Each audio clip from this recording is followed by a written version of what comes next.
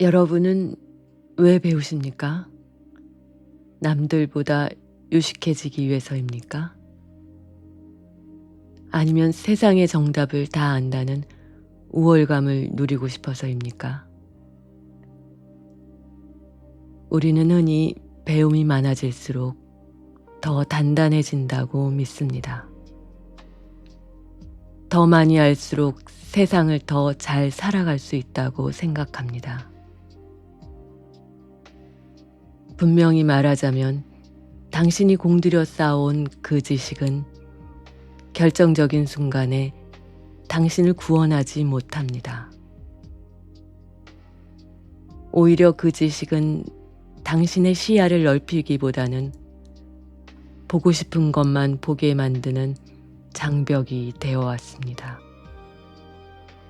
눈을 밝히는 도구가 아니라 눈앞을 가리는 거대한 더미에 가까웠습니다. 여기 그 잘난 지식의 성벽을 단 한 자루의 도끼로 찍어 넘긴 사내가 있습니다.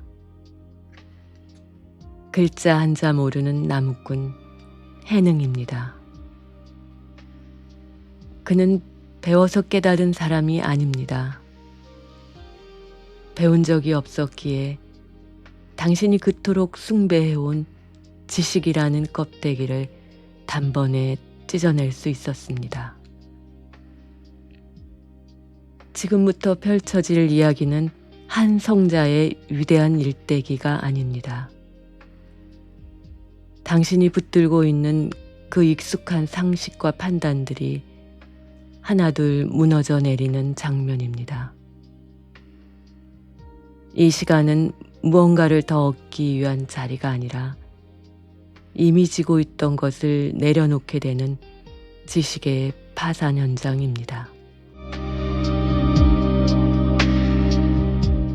당나라 광동성의 시장바닥, 비린내와 소음, 흙먼지가 뒤섞인 그곳에 해능이 서 있습니다. 그는 방금 땔감 한 짐을 팔아 어머니께 드릴 쌀 한 대를 샀습니다. 그의 하루는 늘 같았습니다. 나무를 하고 팔고 먹을 것을 마련하고 다시 내일을 걱정하는 삶. 그의 관심은 오직 하나, 더 나은 사람이 되는 것이 아니라 오늘을 무사히 넘기고 내일을 살아내는 일이었습니다. 그때 근처 객사에서 흘러나오는 금강경의 한 구절이 그의 귀를 스칩니다. 응무소주 이생기심, 머무는 바 없이 그 마음을 내라. 해능은 이 문장을 분석하지 않았습니다. 이 말이 불교적으로 무엇을 의미하는지, 어떤 사상적 배경을 갖는지 알지 못했습니다. 그럼에도 불구하고 이 한 문장은 그의 머리 위로 벼락처럼 떨어집니다. 설명할 수는 없지만 틀림없이 삶 전체를 뒤흔드는 말이라는 것을 그는 직감합니다. 많은 지식인들은 이 문장을 두고 평생을 바쳐 주석을 답니다. 머문다는 것이 무엇인지, 마음이란 무엇인지, 개념을 쪼개고 다시 조립합니다. 그러나 해능은 이해하려 하지 않았습니다. 그는 이 문장을 붙잡고 고민하지도 않았습니다. 그 말이 가리키는 방향으로 그냥 몸을 옮겼을 뿐입니다. 그는 그 문장을 그대로 살아냈습니다. 해능은 곧바로 황매산의 홍인대사를 찾아 먼 길을 걷습니다. 학문적 확신도 종교적 자격도 없는 상태였습니다. 스승 앞에 선 해능에게 홍인이 묻습니다. 남쪽 오랑캐 주제에 어찌 부처를 논하느냐. 이는 단순한 질문이 아니라 당시 사회가 가진 모든 차별과 편견을 담은 말이었습니다. 해능은 잠시도 머뭇거리지 않고 답합니다. 사람에게는 남과 북이 있으나 부처의 성품에 어찌 남과 북이 있겠습니까? 이것은 준비된 답변이 아닙니다. 학습의 결과도 아닙니다.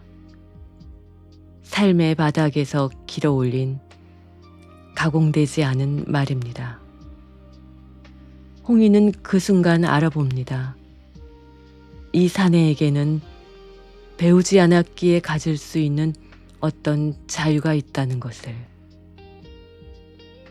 그러나 그는 해능을 법당으로 들이지 않습니다. 오히려 가장 낮고 가장 먼지 날리는 곳, 방앗간으로 보냅니다. 가서 쌀이나 찌어라. 이것은 시험이자 보유였습니다. 지식이 오가는 공간에서 해능의 자유가 오염되지 않도록 하기 위함이었습니다. 그렇게 8개월, 황매산에는 기묘한 풍경이 이어집니다. 법당에서는 800명의 승려가 모여 경전을 외웁니다. 말은 화려하고 논리는 정교합니다. 모두가 자신이 깨어있다고 믿습니다. 반면 해능은 방앗간에서 홀로 절구를 밟습니다. 그는 깨달음에 대해 말하지 않고 자신의 상태를 설명하지도 않습니다. 다만 몸으로 하루를 견뎌낼 뿐입니다. 왜 스승은 그를 가르치지 않았을까요? 지식은 혀끝에서 놀지만 진리는 발 뒤꿈치의 굳은 살에서 나오기 때문입니다. 법당의 말들이 허공으로 흩어질 때 방앗간의 침묵은 점점 돌처럼 단단해집니다. 이 침묵 속에서 해능은 무엇이 되어야 할 이유도 닦아야 할 대상도 찾지 않습니다. 마침내 후계자를 정할 날이 옵니다. 수제자 신수가 벽에 시를 남깁니다. 몸은 깨달음의 나무요, 마음은 밝은 거울이니 날마다 부지런히 닦아 먼지가 끼지 않게 하라. 흠잡을 데 없어 보입니다. 그러나 이 말 속에는 끝없이 자신을 의심해야 하는 구조가 숨어 있습니다. 닦는 나와 닦아야 할 마음을 나누는 순간 인간은 영원히 불안해질 수밖에 없습니다. 방앗간의 해능은 짧은 한 줄을 남깁니다. 본래 나무도 없고 거울 또한 없으니 본래 아무것도 없거늘 어디에 먼지가 있겠는가. 이 한 문장으로 황매산의 모든 권위와 지식체계는 조용히 무너져 내립니다. 더 닦을 것도 더 증명할 것도 없다는 선언이었기 때문입니다. 그날 밤 홍이는 가사와 바루를 건넵니다. 지금 당장 떠나라. 지식의 눈먼 자들이 너를 해칠 것이다. 해능은 어둠 속으로 사라집니다. 1장은 여기서 끝입니다. 해능이 이후 얼마나 위대해졌는지는 중요하지 않습니다. 중요한 것은 이것입니다. 당신이 오늘도 정성껏 닦고 있는 그 지식의 거울이 실은 존재하지도 않는 환상일 수 있다는 사실입니다. 그리고 그 환상을 지키느라 당신의 삶이 조금씩 달아가고 있지는 않은지 스스로에게 묻게 되는 것. 그것이 이 이야기의 끝입니다. 마지막으로 묻겠습니다. 당신의 도끼는 지금 어디에 있습니까?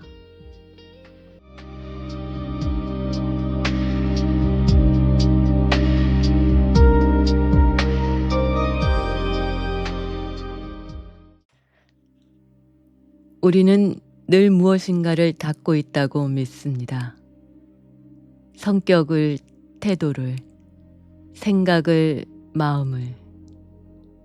어제보다 조금 더 나은 사람이 되기 위해 애쓰고 오늘보다 덜 흔들리는 내일을 꿈꿉니다. 그래서 스스로에게 말합니다. 아직 부족하니 더 다듬어야 한다고.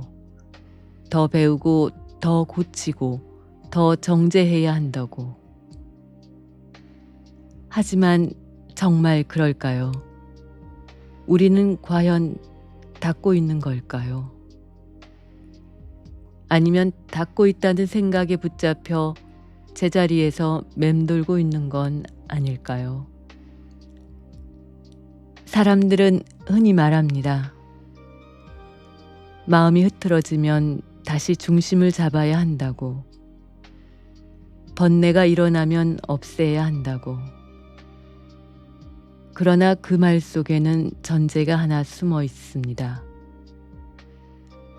마음은 본래 어지럽고 우리는 그것을 관리해야 한다는 전제입니다.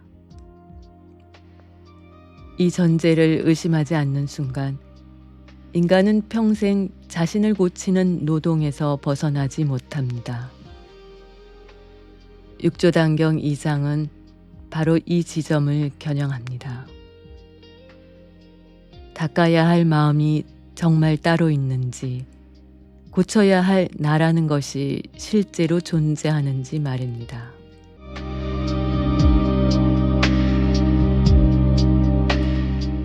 황매산의 방앗간에서 해능은 여전히 쌀을 찢고 있습니다. 법문을 듣지도 수행법을 배우지도 않습니다. 누군가 그에게 묻지요. 도대체 무엇을 닦고 있느냐? 그러나 이 질문 자체가 이미 길을 잘못 들었습니다. 해능은 무엇을 닦고 있지 않습니다. 그는 자신을 고치려 들지 않습니다. 다만 지금 이 몸으로 주어진 하루를 그대로 살고 있을 뿐입니다. 우리는 흔히 수행을 변화의 기술이라고 생각합니다. 수행을 하면 화가 줄어들고 욕심이 사라지고 더 평온해질 거라 기대합니다. 하지만 해능의 태도는 다릅니다. 그는 변화를 목표로 삼지 않습니다. 더 나아진 자신을 상상하지도 않습니다. 그에게 중요한 것은 오직 하나, 지금 이 순간을 속이지 않는 것입니다. 닦으려는 마음조차 하나의 욕심일 수 있다는 사실을 그는 본능적으로 알고 있었기 때문입니다. 여기서 육조단경은 불편한 질문을 던집니다. 당신이 닦고 있다고 믿는 그 마음은 도대체 어디에 있느냐고. 손에 잡히지도 않고 눈에 보이지도 않는 것을 두고 우리는 왜 이렇게 분주한 걸까요? 마음이 흐트러졌다고 말하지만 그 흐트러짐을 누가 보고 있습니까? 화가 났다고 하지만 그 화를 알아차리는 자는 또 누구입니까? 이미 보고 있는 자가 있다면 닦아야 할 대상은 과연 남아있는 걸까요?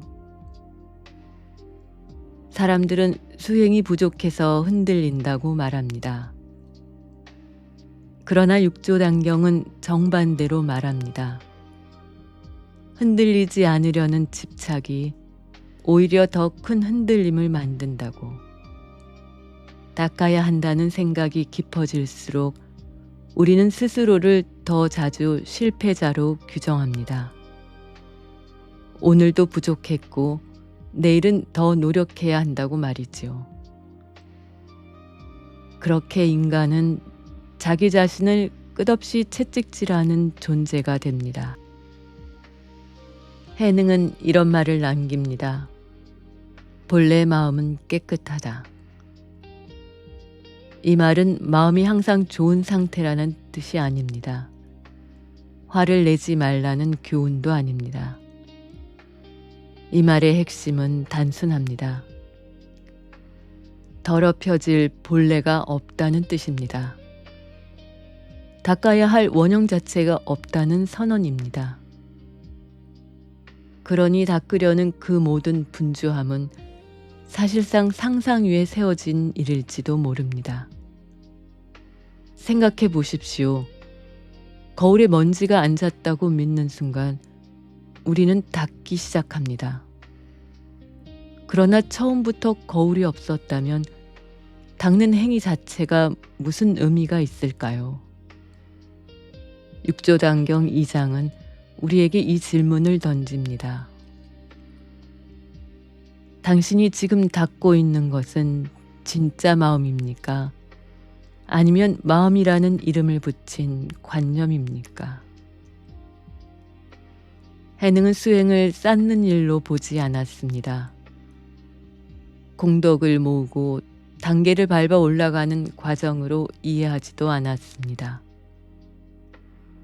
그는 수행을 오히려 덜어내는 일로 보았습니다. 더 나아지려는 생각, 더 옳아지려는 태도, 더 깨달았다는 확신까지도 내려놓는 일 말입니다.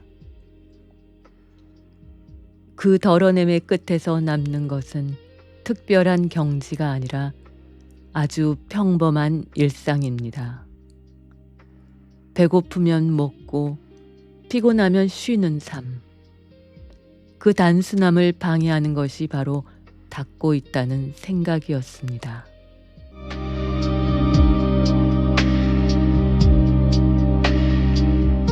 우리는 흔히 묻습니다. 그럼 아무것도 하지 말라는 말이냐고. 노력하지 말고 성찰하지 말고 그냥 살라는 말이냐고. 그러나 육조단경은 그런 극단을 말하지 않습니다. 다만 묻습니다. 지금 당신이 하는 그 노력은 자유에서 나오고 있는지 아니면 불안에서 나오고 있는지 말입니다. 자유에서 나온 행위는 자연스럽고 불안에서 나온 행위는 늘 자신을 검열합니다. 해능은 말합니다. 깨달음을 얻으려 하지 말라. 이 말은 충격적입니다. 깨달음을 목표로 삼는 순간 이미 지금의 자신을 부정하게 되기 때문입니다. 지금의 나는 부족하고 미래의 내가 더 낫다는 전제가 깔립니다. 그 순간 현재는 늘 미완성이 됩니다. 육조단경 2장은 이 악순환을 끊으려 합니다. 지금 이 자리에서 이미 보고 있다면, 이미 알고 있다면 무엇을 더 닦아야 하겠느냐고 묻습니다. 이 장의 끝에서 우리는 스스로에게 질문하게 됩니다. 나는 정말로 변하고 싶은 걸까? 아니면 변해야만 한다는 압박 속에서 살고 있는 걸까? 마음을 닫고 있다는 그 말이 사실은 나 자신을 인정하지 못한다는 고백은 아니었을까? 육조단경 2장은 조용히 이렇게 말합니다.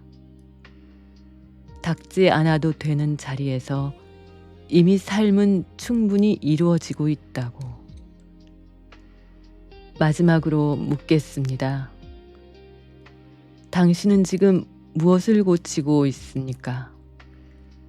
그리고 정말로 그것을 고쳐야만 합니까?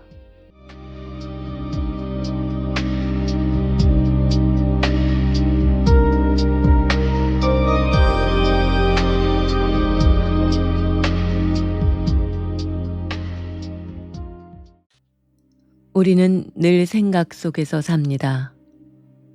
생각으로 계획하고 생각으로 판단하고 생각으로 자신을 규정합니다. 그래서 어느 순간부터 이렇게 믿게 됩니다. 내가 곧 생각이고 생각이 곧 나라고. 생각이 어두우면 내가 어두운 사람이고 생각이 복잡하면 내가 문제 있는 사람이라고 말이지요. 그러나 육조단경 3장은 이 익숙한 동의시를 조용히 흔들어 놓습니다. 정말로 생각이 곧 나인지 아니면 생각을 보고 있는 어떤 자리가 이미 있는지 묻기 시작합니다.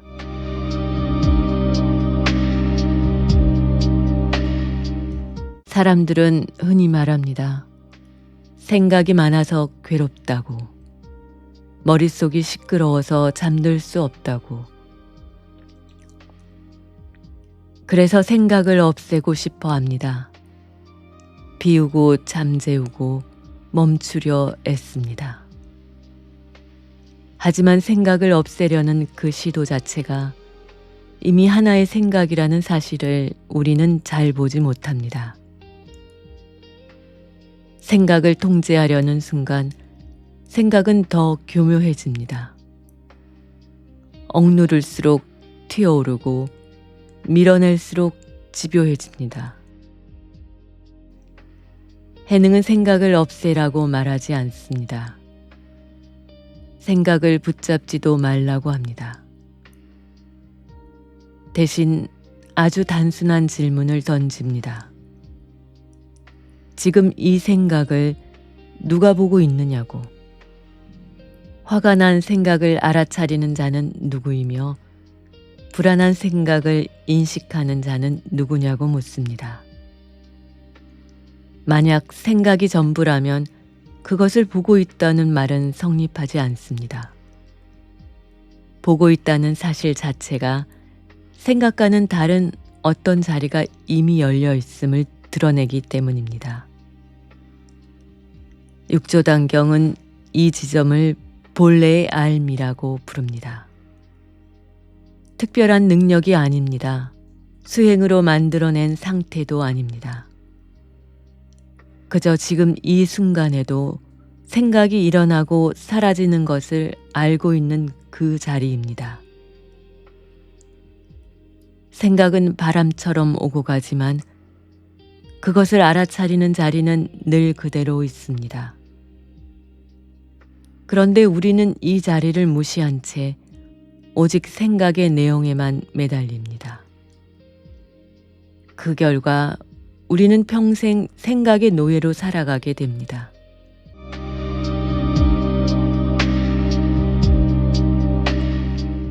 사람들은 묻습니다. 그렇다면 생각을 따라가도 괜찮은 것이냐고. 아무 생각이나 해도 상관없느냐고. 육조단경의 대답은 그렇지도 그렇지 않지도 않습니다. 문제는 생각의 종류가 아닙니다. 선한 생각이냐 부정적인 생각이냐의 문제가 아닙니다.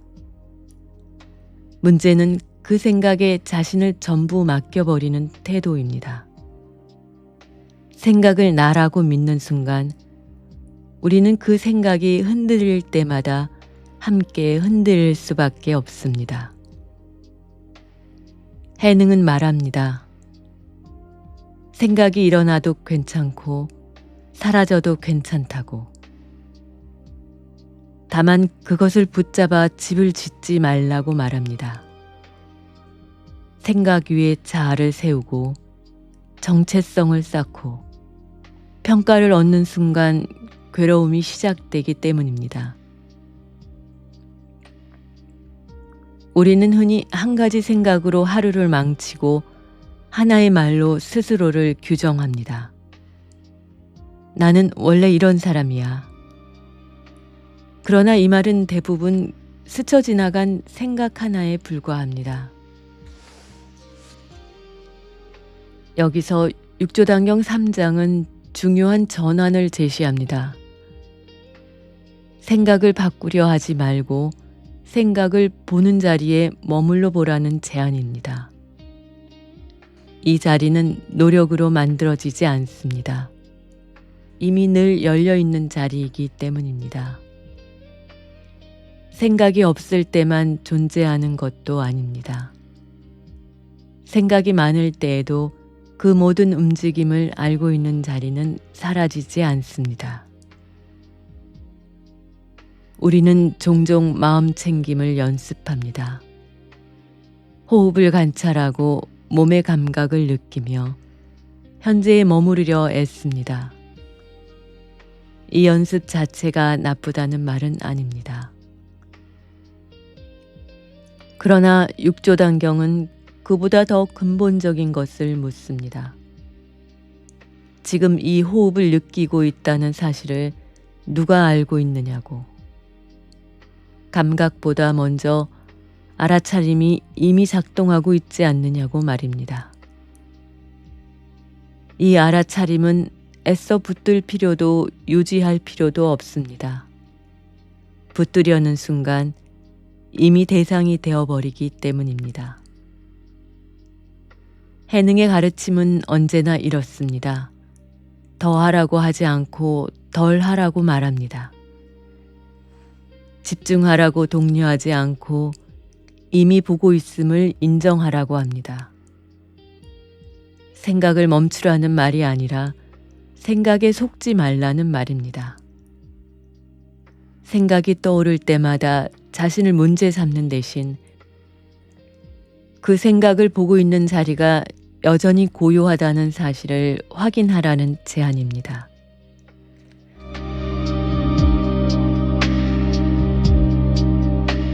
이 장의 끝에서 우리는 스스로에게 묻게 됩니다. 지금 이 생각을 나는 너무 심각하게 믿고 있지는 않는지, 이 생각이 사라지면 나 역시 사라질 것처럼 느끼고 있지는 않은지. 육조단경 3장은 조용히 말합니다. 생각은 오지만 보는 자는 오지 않는다고. 생각은 변하지만 알아차림은 변하지 않는다고 말입니다. 마지막으로 묻겠습니다. 지금 당신의 머릿속에 떠오른 그 생각을 과연 누가 보고 있습니까?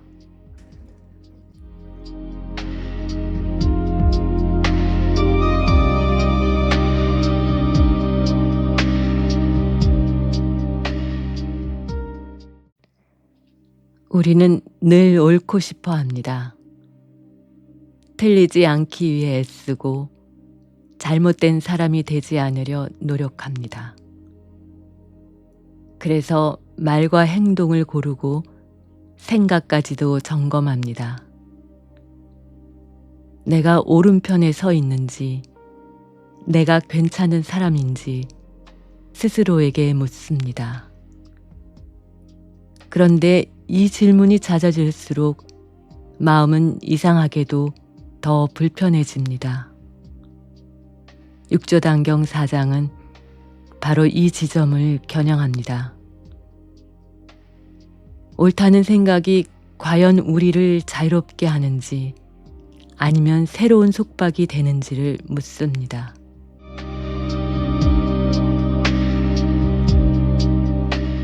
사람들은 흔히 말합니다. 나는 원칙을 지킬 뿐이라고, 바르게 살고 싶을 뿐이라고. 그러나 그 말 뒤에는 종종 숨겨진 긴장이 있습니다. 혹시라도 틀릴까봐, 누군가 나를 잘못 보지 않을까봐 끊임없이 자신을 감시하는 긴장입니다. 옳아야 한다는 생각은 겉으로 보기에는 고상하지만 안쪽에서는 늘 불안을 키웁니다. 왜냐하면 옳음은 언제나 비교를 필요로 하기 때문입니다. 무언가는 틀려야 내가 옳아질 수 있습니다. 해능은 이 구조를 아주 단순하게 꿰뚫습니다. 그는 옳고 그름을 가르는 자리에 오래 머물지 않습니다. 왜냐하면 그 자리에 서는 순간 이미 마음이 둘로 갈라진다는 것을 알고 있었기 때문입니다. 옳음이 생기면 곧바로 틀림이 생기고, 옳은 내가 만들어지는 순간 잘못된 누군가가 함께 만들어집니다. 이 분별의 구조 안에서는 누구도 편안할 수 없습니다.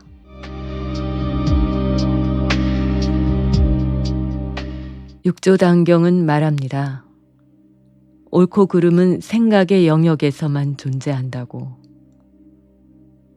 상황을 판단하고 행동을 조율하는 데에는 필요하지만 그것이 곧 나의 본질이 되어서는 안 된다고 말입니다. 우리는 종종 한 번의 선택으로 자신을 규정합니다. 옳은 선택을 했으면 괜찮은 사람이고 틀린 선택을 했으면 부족한 사람이 됩니다. 그러나 이 판단은 너무 가혹합니다. 삶은 언제나 복잡하고 선택은 늘 제한된 조건 속에서 이루어지기 때문입니다. 해능의 태도는 다릅니다. 그는 자신을 옳은 사람으로 만들려 하지 않습니다. 대신 지금 이 순간의 움직임을 정직하게 봅니다. 화가 나면 화를 보고 판단이 일어나면 판단을 봅니다. 그것을 옳다거나 그르다고 재단하기 전에 이미 일어나고 있다는 사실을 인정합니다. 이 지점에서 마음은 비로소 숨을 쉽니다. 더 이상 판결을 내리지 않아도 되기 때문입니다. 우리는 흔히 도덕과 수행을 같은 것으로 착각합니다. 더 착해지고 더 바른 사람이 되는 것이 깨달음이라고 믿습니다. 하지만 육조단경은 그 방향을 조용히 비켜갑니다.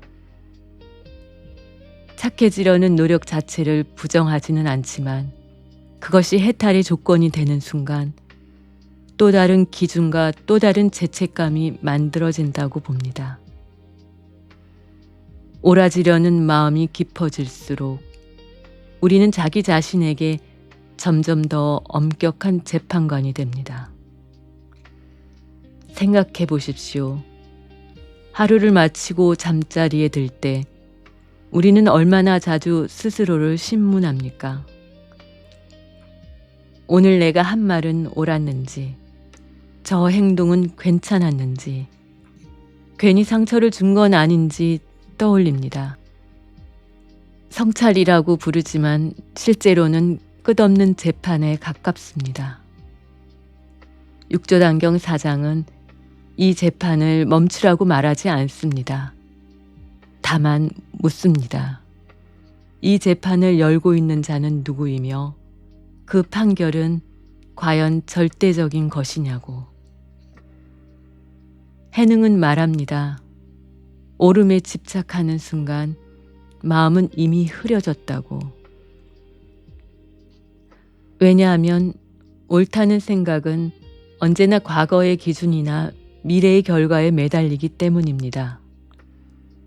지금 이 순간의 생생한 움직임은 사라지고 대신 평가와 해석만 남습니다. 그 결과 우리는 삶을 살기보다 삶을 채점하게 됩니다.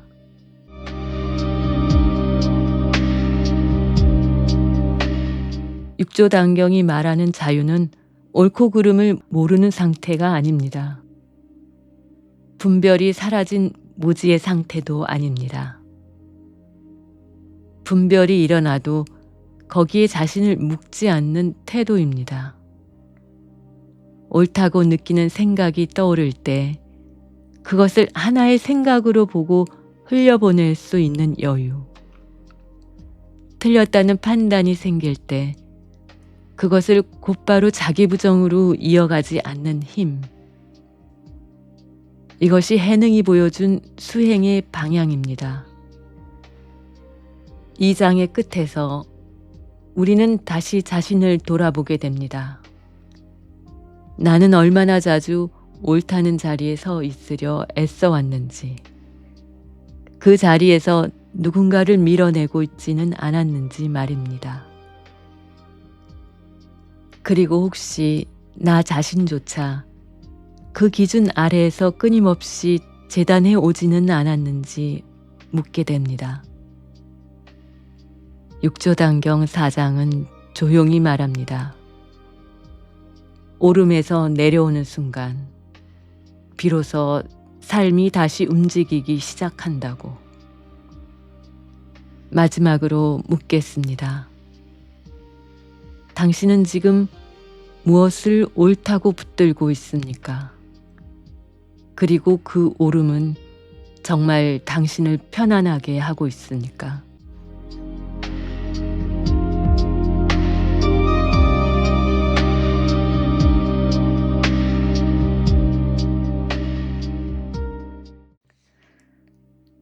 우리는 늘 애쓰고 있습니다.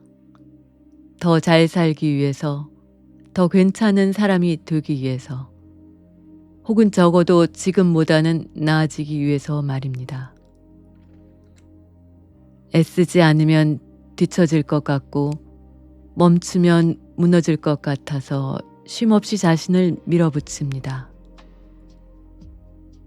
그래서 스스로에게 말합니다. 아직 충분하지 않다고, 더 노력해야 한다고. 그런데 이상하지 않습니까? 이렇게 애쓰는데도 마음은 좀처럼 가벼워지지 않습니다. 육조단경 5장은 바로 이 지점을 건드립니다. 애쓴다는 마음이 정말 우리를 살게 하는 힘인지 아니면 또 하나의 짐이 되고 있는지를 묻습니다.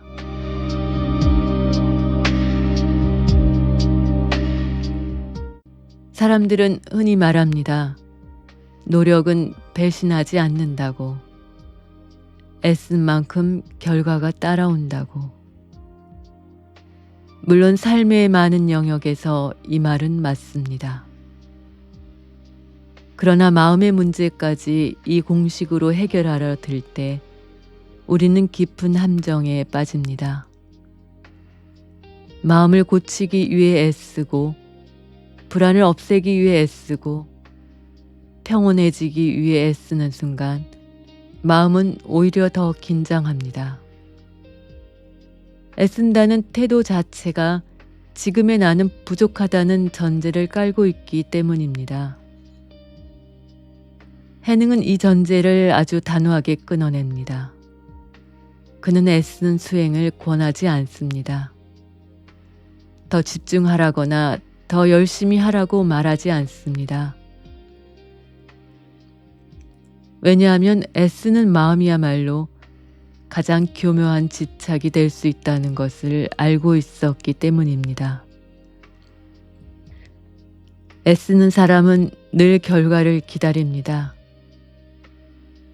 아직 도착하지 않은 상태를 상상하며 지금을 견디는 방식으로 살아갑니다. 그 사이 현재는 늘 불충분한 시간이 됩니다.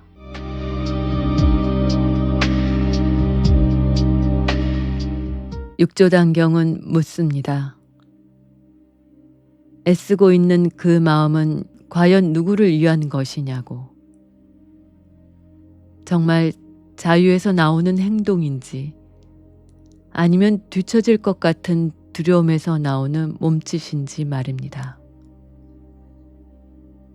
자유에서 나오는 행동에는 여유가 있습니다. 반면 두려움에서 나온 노력에는 늘 조급함이 묻어납니다. 우리는 이 둘을 자꾸 헷갈립니다. 노력이라는 같은 이름으로 부르기 때문입니다. 해능이 방앗간에서 보낸 시간은 겉으로 보기엔 가장 비효율적인 시간처럼 보입니다. 그는 가르침을 받지 않았고 진도를 나가지도 않았으며 깨달음을 증명하려 하지도 않았습니다. 그러나 바로 그 무의의 시간이 그의 마음을 가장 단단하게 만들었습니다. 애쓰지 않았기 때문에 그는 자기 자신을 의심하지 않았습니다. 비교하지 않았고 앞서가려 하지도 않았습니다. 그저 주어진 일을 온전히 감당했을 뿐입니다. 우리는 흔히 수행에도 성과를 요구합니다. 마음이 얼마나 고요해졌는지, 화가 얼마나 줄었는지, 이전보다 얼마나 성숙해졌는지를 따집니다. 그러나 육조단경은 이 계산을 멈추라고 말합니다.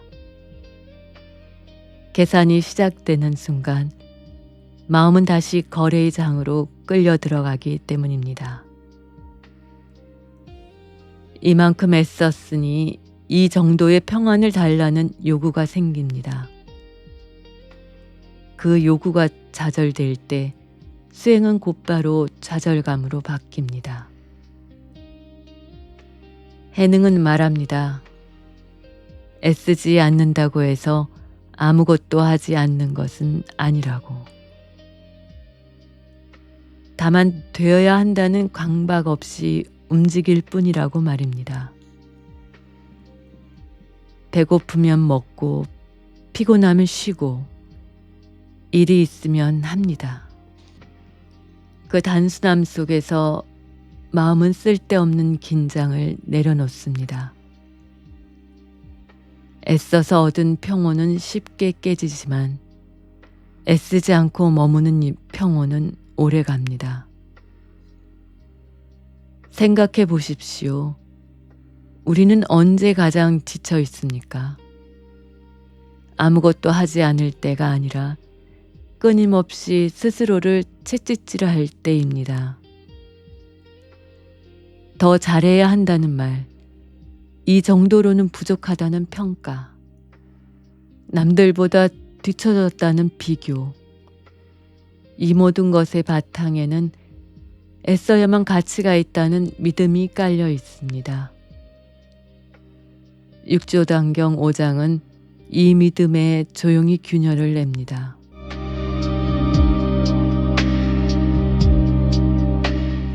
이 장에서 말하는 수행은 무기력이나 포기가 아닙니다.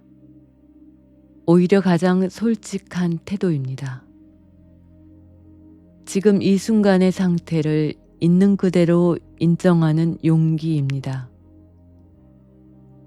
애쓰지 않겠다는 선택은 자신을 방치하겠다는 선언이 아니라 자신을 더 이상 적으로 삼지 않겠다는 결심에 가깝습니다. 해능의 수행은 언제나 이 방향을 향합니다. 이 장의 끝에서 우리는 다시 묻게 됩니다. 나는 지금 무엇을 위해 이렇게 애쓰고 있는지, 그리고 이 애씀은 정말 나를 살게 하고 있는지 말입니다. 혹시 애쓰지 않으면 아무 가치도 없을 것 같다는 두려움에 스스로를 몰아붙이고 있지는 않았는지 돌아보게 됩니다. 육조단경 5장은 이렇게 말합니다. 애씀을 내려놓는 순간 삶은 비로소 제 속도로 돌아오기 시작한다고. 마지막으로 묻겠습니다. 당신은 지금 무엇을 위해 애쓰고 있습니까? 그리고 그 애씀은 정말로 필요한 것입니까?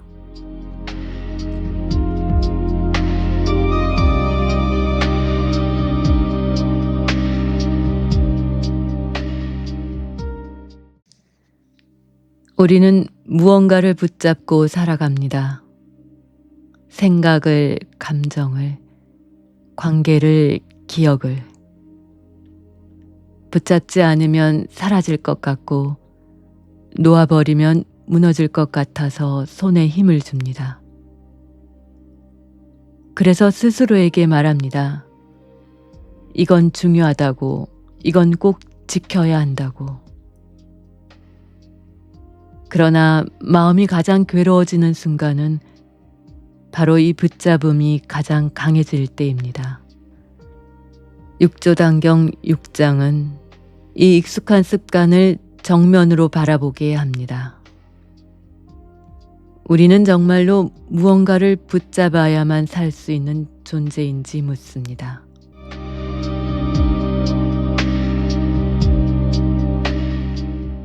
사람들은 흔히 말합니다. 애착이 있어야 삶의 의미가 생긴다고. 소중한 것이 있으니 아프고 그 아픔이 인간을 깊게 만든다고 말입니다. 물론 관계와 책임은 삶을 풍성하게 합니다. 그러나 육조단경이 겨냥하는 것은 애정 그 자체가 아닙니다. 놓치면 안 된다는 강박, 잃으면 끝이라는 공포, 사라지는 것을 견디지 못하는 마음의 태도입니다. 이 태도가 생기는 순간 우리는 이미 현재를 살고 있지 않습니다. 해능은 붙잡지 말라고 설교하지 않습니다. 대신 아주 단순한 사실을 가리킵니다. 붙잡고 있는 그 마음을 지금 누가 보고 있느냐고 묻습니다. 불안해서 붙잡고 있다는 사실을 알아차리는 자리가 이미 있다면 그 붙잡음은 절대적인 실체가 아닙니다. 생각과 감정은 손에 쥘 수 있는 물건이 아니라 잠시 스쳐 지나가는 흐름일 뿐입니다.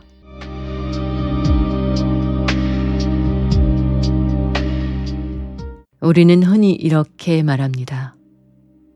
이 감정만은 놓을 수 없다고. 이 생각만은 포기할 수 없다고. 그러나 조금만 더 들여다보면 그 말 속에는 두려움이 숨어 있습니다. 이것을 놓는 순간 내가 사라질 것 같다는 두려움입니다. 육조단경 6장은 이 두려움을 정면으로 비춥니다. 정말로 사라지는 것은 나인지 아니면 나라고 믿어온 어떤 이미지인지 말입니다. 해능의 가르침에서 놓음은 행위가 아닙니다. 애써 손을 펴는 기술도 아닙니다. 놓음은 결과에 가깝습니다. 붙잡고 있다는 사실을 정확히 볼 때 힘이 저절로 빠지는 현상입니다. 그래서 그는 놓으라고 하지 않고 보라고 말합니다. 붙잡음이 보이는 순간 이미 마음은 반발짝 자유로워집니다. 우리는 삶의 많은 순간을 소유의 언어로 설명합니다. 내 생각, 내 감정, 내 관계, 내 자리. 그러나 육조단경은 묻습니다. 그 내 것이라는 말은 어디에서 왔느냐고. 생각은 내가 부르기 전에 이미 떠오르고 감정은 허락을 구하지 않고 올라옵니다. 그런 것들의 소유의 꼬리표를 붙이는 순간 우리는 책임질 수 없는 것까지 책임지려 듭니다. 그 부담이 마음을 무겁게 만듭니다. 해능은 방앗간에서 쌀을 찌으며 아무것도 붙잡지 않았습니다. 깨달음의 지위도 수행자의 자격도 남들의 평가도 손에 쥐려 하지 않았습니다. 그래서 그는 잃을 것이 없었습니다. 잃을 것이 없다는 것은 무책임함이 아니라 두려움의 근거가 사라졌다는 뜻입니다. 이 상태에서 마음은 자연스럽게 고요해집니다.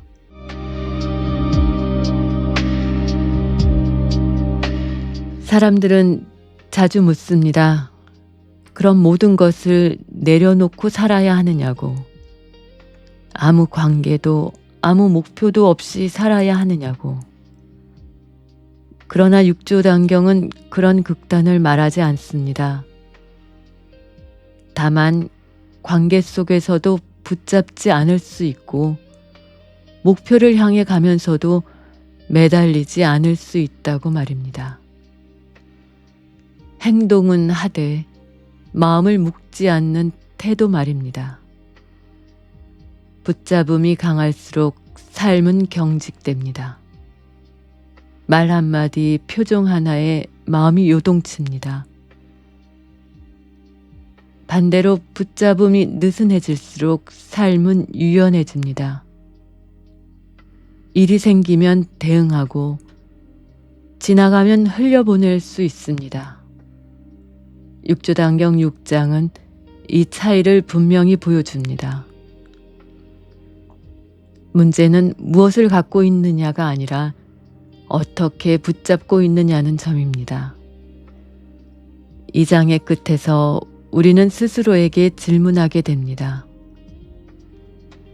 나는 지금 무엇을 놓지 못하고 있는지, 그리고 그것을 붙잡고 있는 이유가 사랑인지 두려움인지 말입니다. 혹시 놓는 순간 무너질 것 같아서 스스로를 더 세게 움켜쥐고 있지는 않은지 돌아보게 됩니다. 육조단경 6장은 조용히 말합니다. 붙잡는 손을 내려놓는 순간 우리는 비로소 지금 이 자리에 서게 된다고. 마지막으로 묻겠습니다. 당신은 지금 무엇을 그렇게 꽉 붙잡고 있습니까? 그리고 정말로 그 붙잡음이 필요합니까?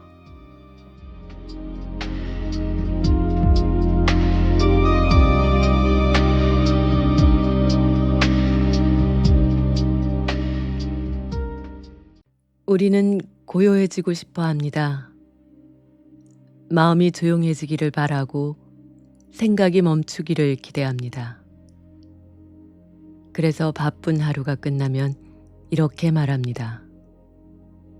잠시만이라도 고요했으면 좋겠다고, 아무 생각 없이 쉬고 싶다고 말이죠.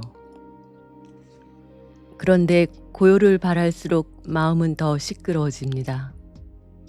육조단경 7장은 이 역설을 정면으로 다룹니다. 고요를 원하는 마음 자체가 이미 고요를 밀어내고 있는 건 아닐지 묻습니다.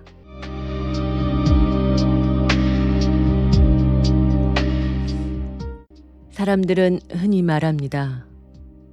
명상을 하면 마음이 고요해진다고, 수행을 하면 번뇌가 가라앉는다고. 그래서 고요를 하나의 상태로 상상합니다. 생각이 없는 상태, 감정이 일어나지 않는 상태, 아무 일도 없는 평평한 마음의 풍경 말입니다. 그러나 이 상상은 곧 기준이 됩니다. 지금의 마음이 그 기준에 미치지 못하면 우리는 다시 스스로를 문제 삼습니다. 아직 부족하다고, 더 가라앉혀야 한다고 말입니다. 해능은 이런 고요를 추구하지 않습니다. 그는 마음을 잠재우려 하지 않고 생각을 멈추려 애쓰지도 않습니다. 오히려 그는 고요를 찾으려는 그 마음을 그대로 봅니다. 지금 이 순간 고요해지고 싶어 하는 욕망이 어떻게 일어났는지를 살핍니다. 그 욕망이 보이는 순간 고요는 더 이상 목표가 되지 않습니다. 목표가 사라질 때 마음은 자연스럽게 느슨해집니다.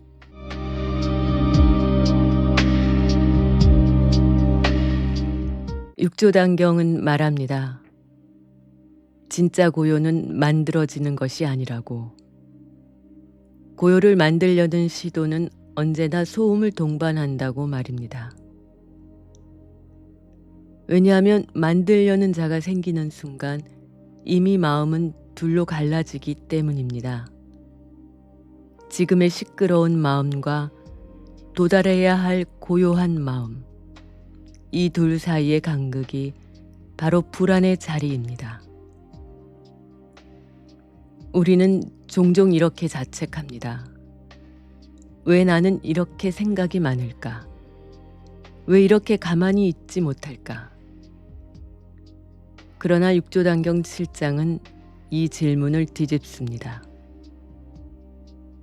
생각이 많다는 사실을 알고 있는 그 자리는 이미 생각 그 자체가 아니라고 말입니다. 시끄러움을 알아차리고 있다는 사실이 고요의 부재를 뜻하지는 않습니다. 오히려 그 알아차림은 언제나 고요합니다. 해능은 고요를 지키려 하지 않았습니다. 고요가 깨질까봐 전전긍긍하지도 않았습니다. 생각이 일어나면 일어나는 대로 두었고 감정이 흔들리면 흔들리는 대로 보았습니다. 그는 고요를 유지하려는 노력을 하지 않았지만 그 결과로 마음은 오히려 덜 요동쳤습니다. 고요를 붙잡지 않았기 때문에 고요는 떠나지 않았습니다.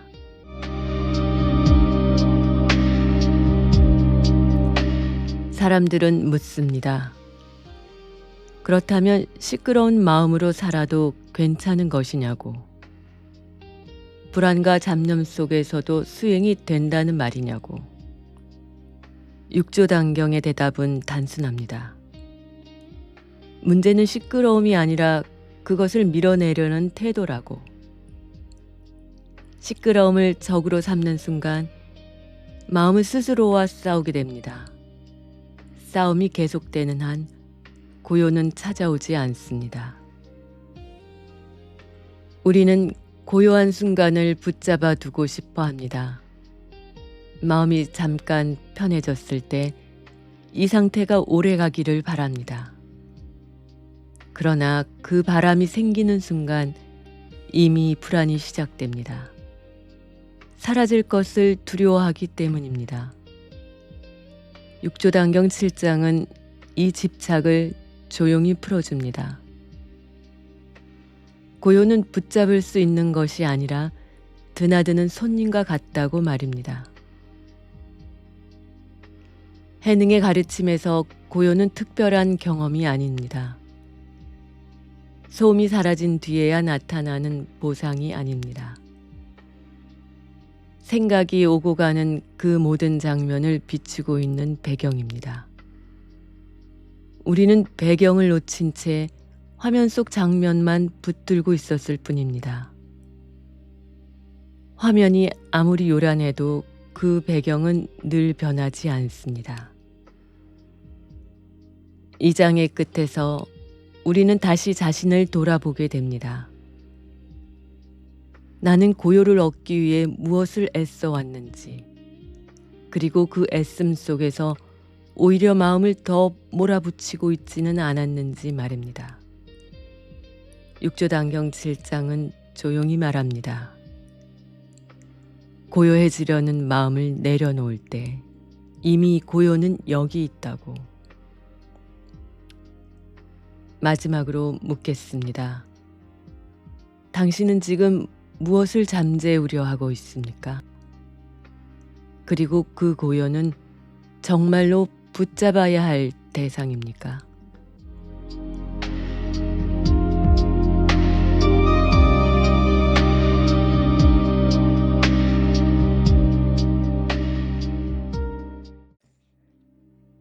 우리는 늘 어딘가에 머무르려 합니다.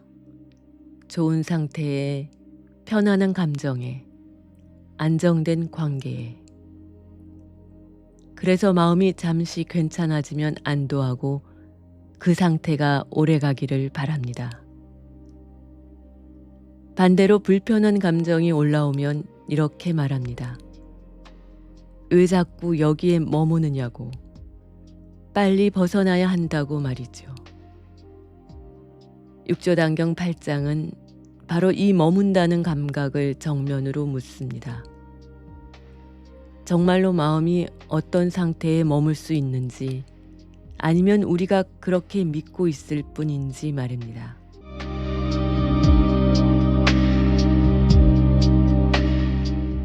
사람들은 흔히 말합니다.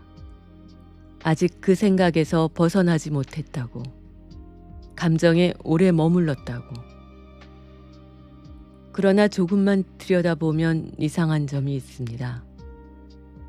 생각과 감정은 끊임없이 바뀌는데 우리는 마치 한 자리에 고정되어 있는 것처럼 느낍니다. 육조단경은 이 느낌을 착각이라고 부릅니다. 머문다고 느끼는 것은 상태가 아니라 집착입니다. 지나간 것을 붙들고 놓지 않는 마음의 습관입니다. 해능은 이 습관을 아주 간단한 말로 끊어냅니다. 응무소주, 머무는 바가 없다고 말입니다. 이 말은 어디에도 머물지 말라는 윤리적 명령이 아닙니다. 머무를 수 있는 자리가 애초에 없다는 사실을 가리킵니다. 생각은 떠오르고 사라지며 감정은 일어났다 가라앉습니다. 그런데 우리는 그 흐름 한가운데에서 마치 멈춰서 있는 내가 있다고 상상합니다. 그 상상이 바로 괴로움의 출발점입니다.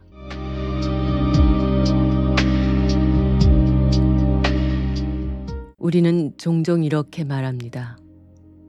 이 기분만 넘기면 괜찮아질 것 같다고. 이 생각에서 벗어나기만 하면 다시 평온해질 거라고. 그러나 육조단경 8장은 이 기대를 조용히 내려놓게 합니다. 왜냐하면 벗어나야 할 자리가 없기 때문입니다. 이미 흐르고 있는 것을 붙잡고 있는 것이 문제이지 흐름 자체가 문제는 아니기 때문입니다. 해능의 가르침에서 중요한 것은 이동이 아니라 확인입니다. 어디로 가야 하는지가 아니라 지금 무엇이 일어나고 있는지를 보는 일입니다. 마음이 무겁다면 무거움이 일어나고 있음을 봅니다. 불안하다면 불안이 지나가고 있음을 봅니다. 그것을 없애려 하거나 빨리 다른 상태로 옮기려 하지 않습니다. 그 순간 머문다는 감각은 힘을 잃습니다.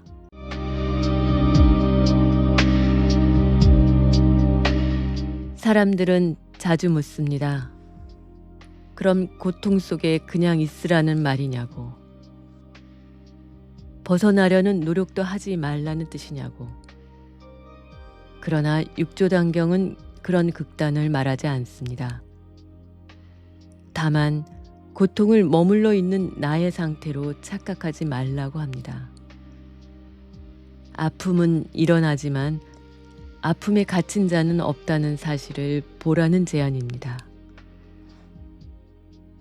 우리는 상태를 너무 믿습니다. 오늘의 기분, 지금의 생각, 최근의 경험이 곧 나라고 여깁니다. 그래서 그 상태가 나쁘면 나 자체가 문제가 된 것처럼 느낍니다. 육조단경 8장은 이 동일시를 풀어냅니다. 상태는 지나가지만 그것을 보고 있는 자리는 지나가지 않는다는 점을 분명히 합니다. 해능은 수행을 머무르지 않는 연습으로 설명하지 않았습니다. 연습조차 필요 없다고 보았습니다. 왜냐하면 머무르려는 순간이 보이면 이미 머무르지 않고 있기 때문입니다. 붙잡으려는 마음을 알아차리는 그 순간 손은 이미 조금 풀려 있습니다. 수행은 무엇을 더 하는 일이 아니라 잘못 쥐고 있던 것을 놓는 일에 가깝습니다. 생각해 보십시오. 우리는 얼마나 자주 이렇게 말합니까? 나는 요즘 이 상태야.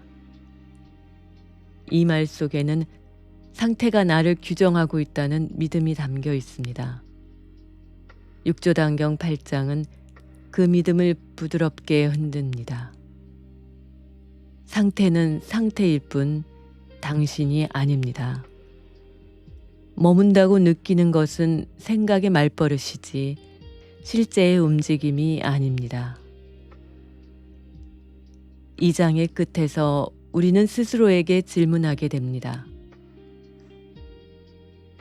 나는 지금 무엇에 머물러 있다고 믿고 있는지, 그리고 그 믿음이 정말 사실인지 말입니다. 혹시 지나가고 있는 것을 붙잡느라 흐름을 스스로 막고 있지는 않았는지 돌아보게 됩니다. 육조단경 8장은 조용히 말합니다. 머무는 바가 없음을 아는 순간 마음은 다시 자연스러운 움직임을 되찾는다고. 마지막으로 묻겠습니다. 당신은 지금 어디에 머물러 있다고 느끼고 있습니까? 그리고 그 자리는 정말로 머무를 수 있는 곳입니까?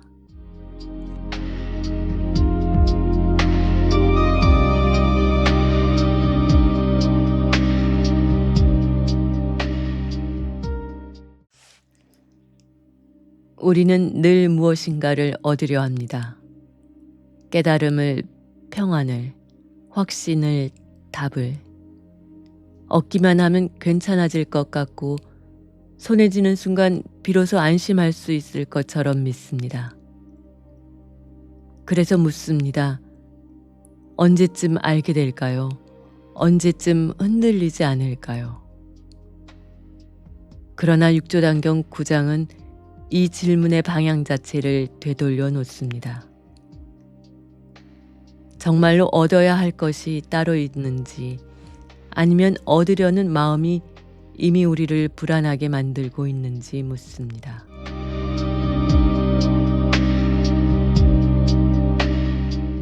사람들은 흔히 수행을 축적의 과정으로 생각합니다. 공부를 쌓듯이, 경험을 모으듯이 마음에도 단계가 있다고 믿습니다. 이 단계를 넘으면 다음이 있고 마지막에는 완성에 이른다고 말이지요. 그러나 이 구조에는 늘 결핍이 전제됩니다. 지금의 나는 아직 부족하고 아직 도착하지 않았다는 전제입니다. 이 전제가 유지되는 한 현재는 언제나 임시거처가 됩니다. 해능은 이 전제를 단호하게 거부합니다. 그는 얻을 것이 없다고 말합니다. 이 말은 냉소가 아닙니다. 이미 가지고 있기 때문에 더 얻을 수 없다는 뜻입니다. 보는 힘, 듣는 힘, 알아차리는 힘은 지금 이 순간에도 작동하고 있습니다. 무엇을 더 얻어야만 그것이 생기는 것이 아닙니다. 그런데도 우리는 계속해서 바깥에서 무언가를 보충하려 듭니다. 육조단경은 묻습니다. 얻으려는 그 마음은 어디에서 왔느냐고. 지금 이 상태로는 부족하다는 판단은 과연 사실이냐고 말입니다. 우리는 종종 이렇게 말합니다. 아직 준비가 안 됐다고, 아직 멀었다고. 그러나 그 판단을 하고 있는 자리 자체가 이미 분명하게 깨어 있지는 않은지 돌아보게 합니다. 얻지 못한 자는 그렇게 명확하게 자신의 상태를 볼 수 없습니다.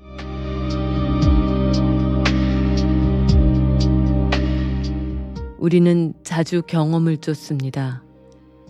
특별한 순간, 깊은 통찰, 강렬한 평온을 기대합니다. 그런 경험이 오면 이것이 바로 깨달음일 것이라 생각합니다. 그러나 육조단경 9장은 경험에 기대를 걸지 말라고 합니다. 경험은 반드시 사라지기 때문입니다. 사라질 것을 붙잡는 순간 우리는 다시 잃을까봐 두려워집니다. 그 두려움이 수행을 거래로 만듭니다. 해능의 가르침에서 중요한 것은 소유가 아니라 확인입니다.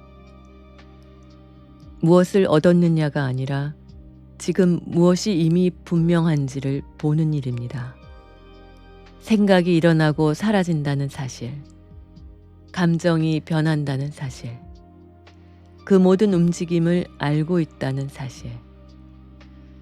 이것은 노력의 결과가 아니라 언제나 열려있는 사실입니다. 확인은 추가하지 않고 가려진 것을 치울 뿐입니다. 사람들은 묻습니다.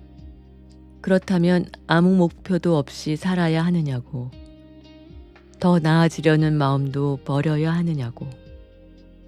그러나 육조단경은 목표를 부정하지 않습니다. 다만 목표가 나의 결핍을 증명하는 도구가 되지 않게 하라고 말합니다. 목표는 방향일 수는 있지만 존재의 증명서가 되어서는 안 됩니다. 얻어야만 괜찮은 내가 되는 구조는 끝없는 불안을 낳습니다.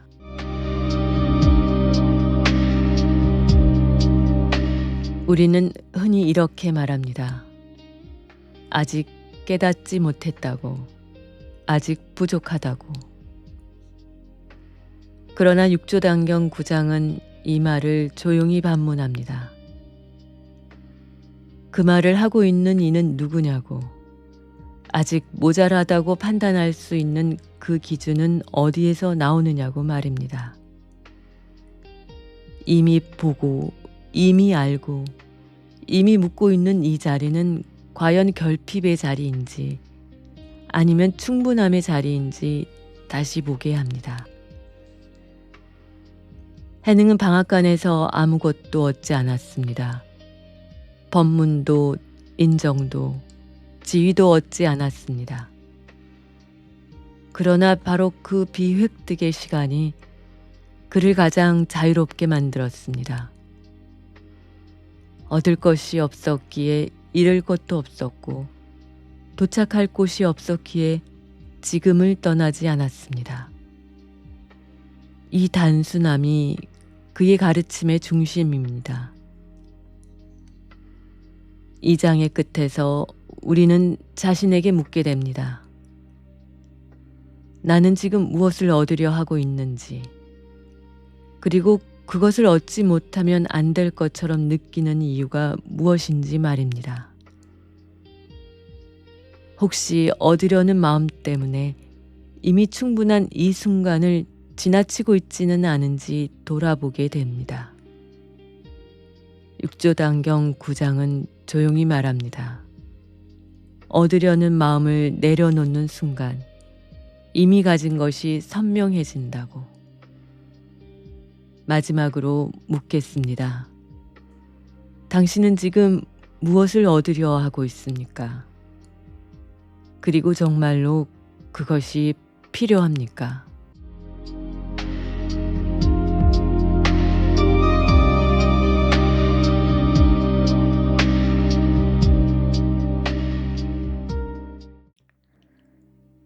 우리는 늘 앞으로 가려고 합니다. 더 이해하려 하고, 더 나아지려 하고, 더 분명한 답을 얻으려 합니다. 지금 이 자리는 아직 부족하다고 느끼고 다음 단계가 있을 것이라 믿습니다. 그래서 마음은 늘 어딘가로 향해 있습니다. 그러나 육조단경 10장은 이 움직임을 멈춰 세웁니다.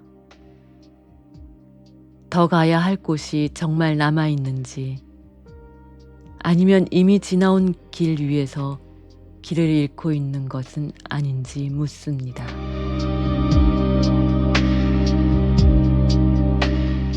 앞선 장들에서 우리는 닦으려는 마음을 보았고 붙잡는 태도를 보았으며 고요를 탐하고 얻으려 애쓰는 습관을 살펴보았습니다. 이 모든 것은 방향이 달랐을 뿐 하나의 공통된 움직임을 가지고 있었습니다. 지금의 나는 충분하지 않다는 믿음.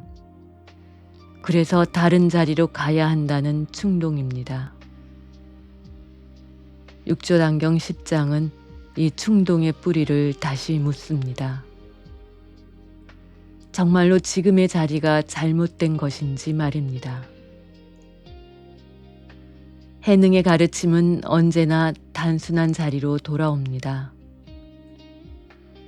돌아간다는 말은 과거로 퇴행하라는 뜻이 아닙니다. 아무것도 하지 말고 멈추라는 말도 아닙니다.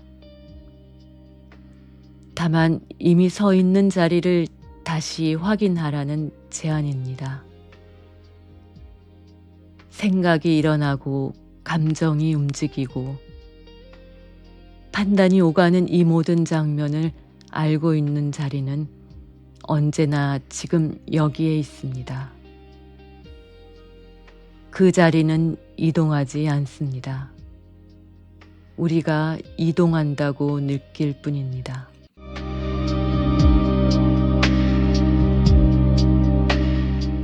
사람들은 자주 이렇게 말합니다.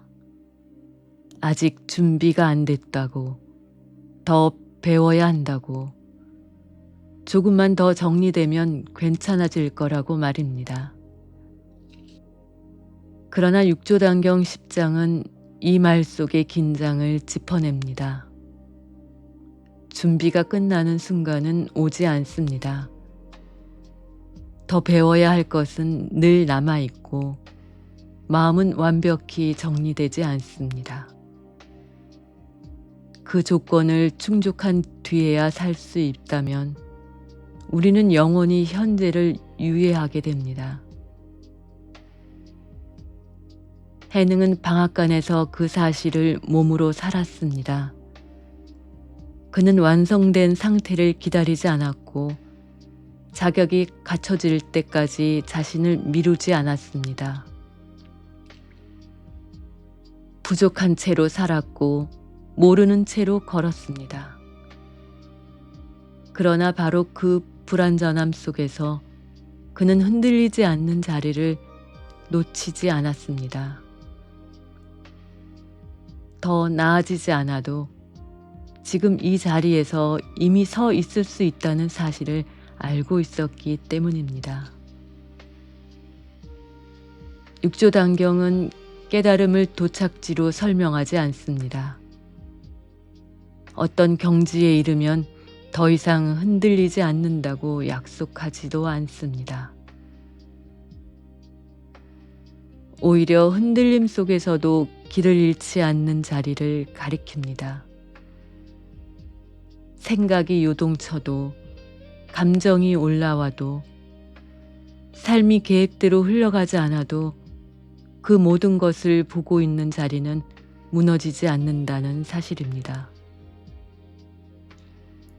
이것이 해능이 말한 돌아갈 자리입니다.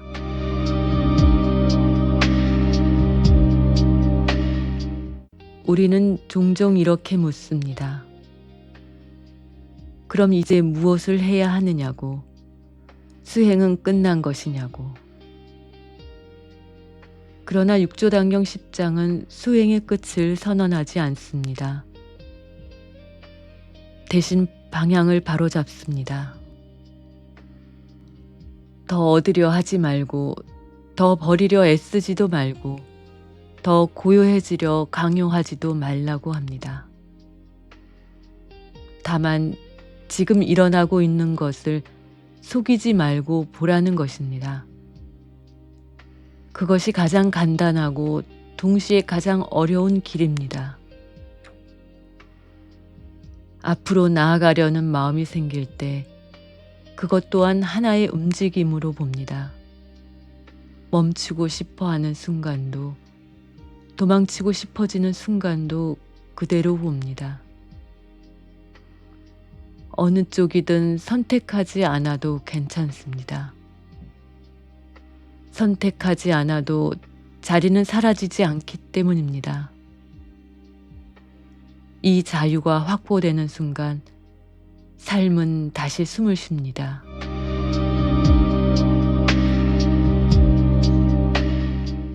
육조단경 1장에서 우리는 지식의 파산을 보았습니다. 10장에 이르러 그 파산이 가리키는 방향이 분명해집니다.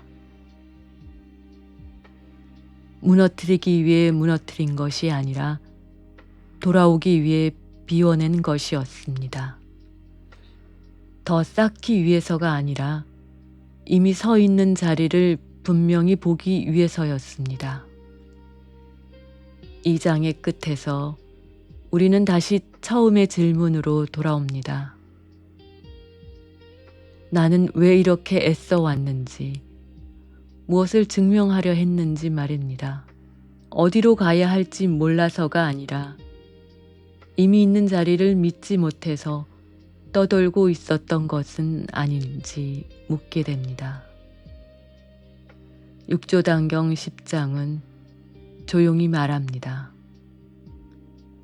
돌아갈 곳은 멀리 있지 않다고, 언제나 지금 이 자리라고. 마지막으로 묻겠습니다. 당신은 지금 어디로 가려 하고 있습니까? 그리고 혹시 이미 돌아와 있지는 않습니까?